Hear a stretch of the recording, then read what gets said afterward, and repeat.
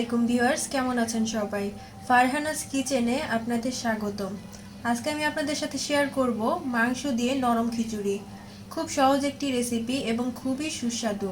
আপনারা অবশ্যই বাসায় ট্রাই করবেন, খেতে খুবই ভালো লাগবে। চলুন দেখে আসি তাহলে কিভাবে রান্না করব মাংস দিয়ে নরম খিচুড়ি। নরম খিচুড়ি রান্নার জন্য আমার যেসব উপকরণ লাগবে: পেঁয়াজ কুচি, কাঁচামরিচ কুচি, এখানে আমি দুই রকমের ডাল নিয়েছি। ডালটা আমি 2 ঘন্টা আগে ভিজিয়ে নিয়েছি। আর লাগছে চাল, মাংস আমি এরকম ছোট ছোট পিস করে কেটে নিয়েছি। আমি এখানে ব্রয়লার মুরগি নিয়েছি। আপনারা যে যেরকম মাংস ইচ্ছা, গরুর মাংস বা লেয়ার ব্রয়লার, যার যেরকম ইচ্ছা সেরকম মাংস নিতে পারেন। আলু খোসা ছাড়িয়ে এরকম টুকরো করে কেটে নিয়েছি। আর লাগছে হলুদ গুঁড়া, ভাজা জিরা গুঁড়া, শুকনা মরিচের গুঁড়া, ধনিয়া গুঁড়া, আদা রসুন পেস্ট, রসুন ছেঁচে নিয়েছি। এখানে আছে লবঙ্গ, এলাচ, দারচিনি। আর লাগবে স্বাদ মতো লবণ আর পরিমাণ মতো সয়াবিন তেল। নরম খিচুড়ি করার জন্য আগে আমি মাংসটাকে কষিয়ে নিব।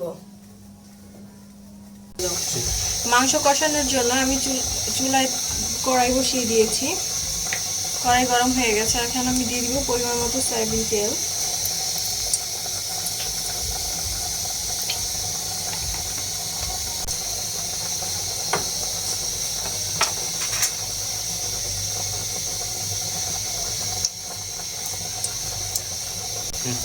তেল গরম হয়ে গিয়েছে। এখন আমি তেলে দিয়ে দিব টুকরো করে রাখা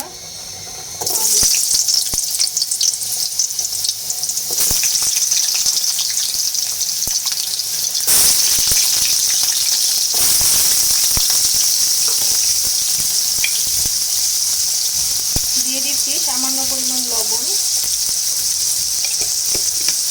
তেলটা যেন ছিটে না আসে।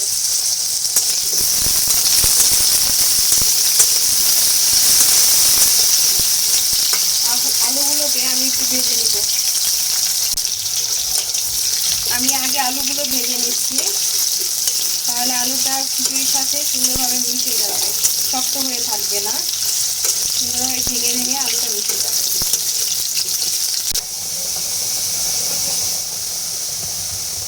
আলুগুলো ভাজা হয়ে গেছে, এরকম লাল লাল করে ভেজে নিয়েছি আমি। এখন আলুগুলো তুলে নিতে হবে।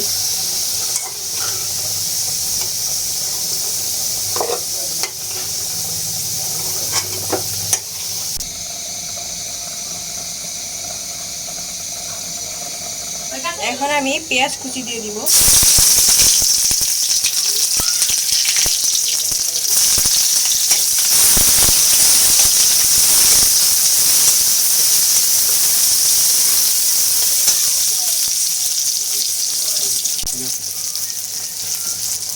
এখন দিয়ে দিব পরিমাণ মতো লবণ।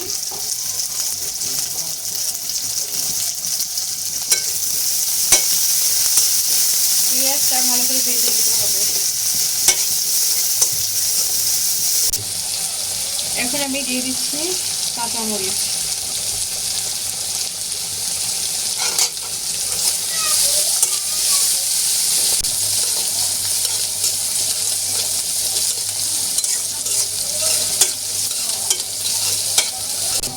পেঁয়াজটা ভাজা হয়ে গেছে। আমি পেঁয়াজটা লাল লাল করে ভেজে নিয়েছি, যেন পেঁয়াজে পানি দিলে খুব সহজেই পেঁয়াজটা গলে যায়। এ পর্যায়ে আমি একটু পানি দিয়ে দিব।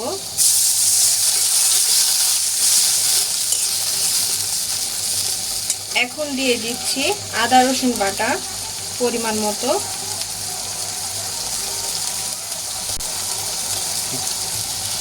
এখন দিয়ে দিব পরিমাণ মতো ধনিয়া গুঁড়া, পরিমাণ মতো শুকনা মরিচের গুঁড়া, পরিমাণ মতো হলুদ গুঁড়া,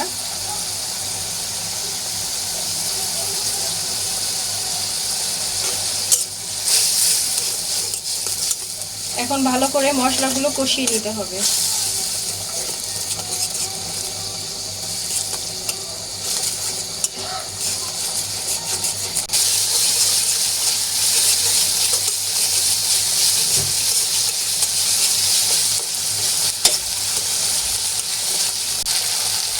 আমার মশলাগুলো কষানো হয়ে গিয়েছে। এই পর্যায়ে আমি টুকরো করে কেটে রাখা মাংসগুলো দিয়ে দিচ্ছি।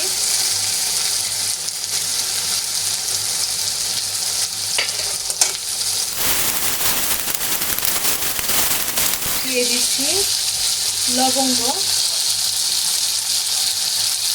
দারচিনি টুকরো করে দিয়ে দিচ্ছি। এখন আমি দিয়ে দিচ্ছি এলাচ। এলাচটা আমি এরকম করে থেতলে নিয়েছি। মাংসে মশলা একটু বেশি হলেও সমস্যা নেই, কারণ খিচুড়িতে অ্যাডজাস্ট হয়ে যাবে। এখন ভালো করে মাংসটা কষিয়ে নিতে হবে।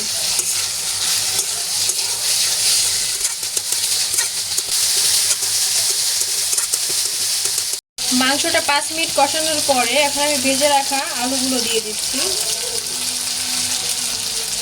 এখন আরো কিছুক্ষণ কষিয়ে নিতে হবে।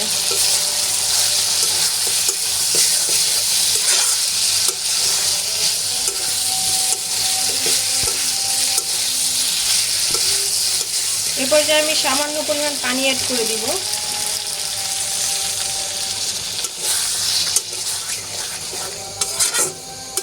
এখন ভালো করে কষিয়ে নিতে হবে।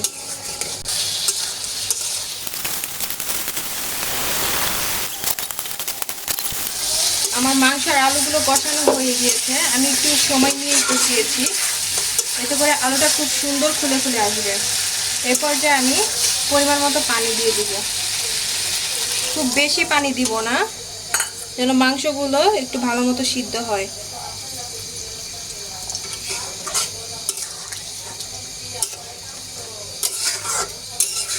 আমি এই পরিমাণ পানি দিয়ে দিয়েছি।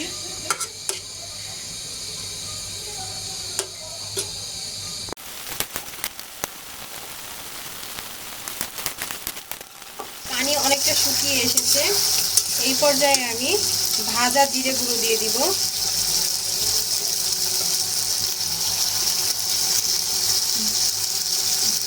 কাঁচা জিরা ভেজে আমি এরকম গুঁড়ো করে নিয়েছি। এখন ভালো করে মিশিয়ে দিতে হবে। আরেকটুক্ষণ রান্না করে নিতে হবে পানিটা পুরোপুরি শুকানোর জন্য। আমার মাংস কষানো হয়ে গিয়েছে, পানি শুকিয়ে গিয়েছে। এই পর্যায়ে আমি মাংসটাকে চুলা থেকে নামিয়ে নেব। খিচুড়ির জন্য এখানে আমি দিয়ে দিচ্ছি ধুয়ে রাখা চাল।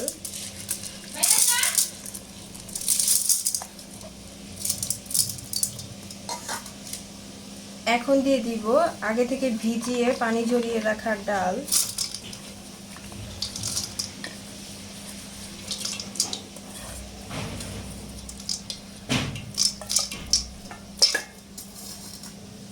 তারপর দিয়ে দিব পেঁয়াজ কুচি,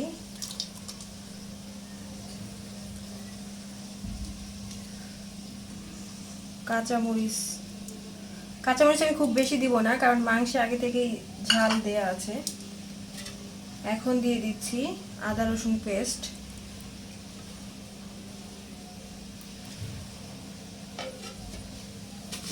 এখন দিয়ে দিব ধনিয়া গুঁড়া,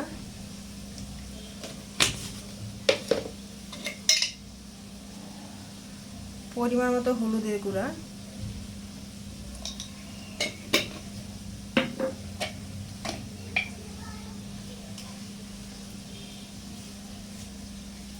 স্বাদ মতো লবণ,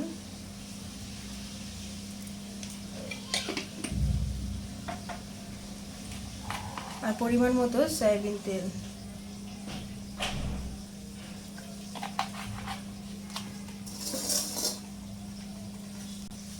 এখন আমি সবগুলো উপকরণ হাত দিয়ে ভালো করে মাখিয়ে নিব।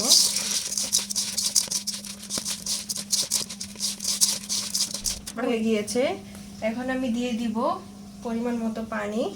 যেহেতু আমি খিচুড়িটা একটু নরম করতে চাচ্ছি, সেক্ষেত্রে পানিটা একটু বেশি লাগবে।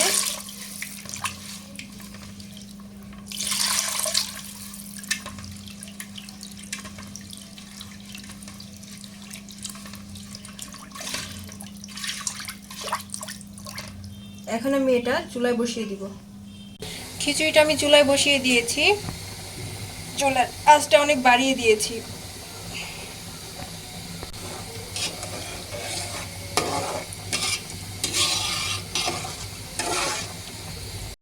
খিচুড়ি বলক এসে গেছে। এই পর্যায়ে আমি দিয়ে দিব ছেঁচে রাখা রসুন, দিয়ে ভালো করে মিশিয়ে দিব।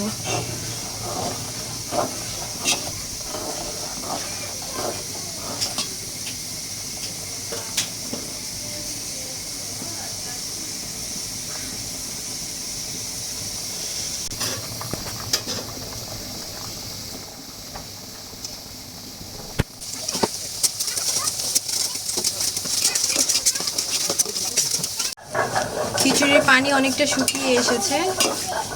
এই পর্যায়ে আমি চুলার আঁচটা মিডিয়াম করে দিব।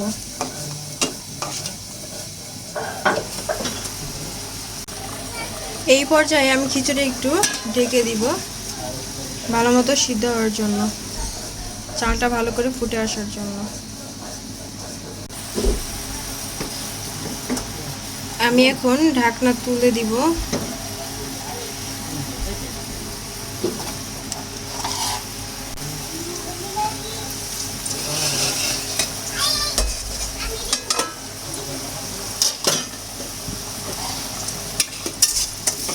এই পর্যায়ে আমি ভুনে রাখা মাংসটা দিয়ে দিব।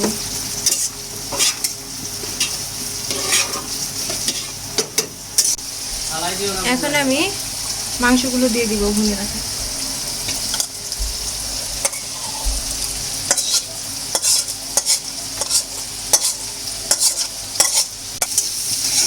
মাংসগুলো এখন ভালো করে নেড়ে খিচুড়ির সাথে মিশিয়ে দিতে হবে।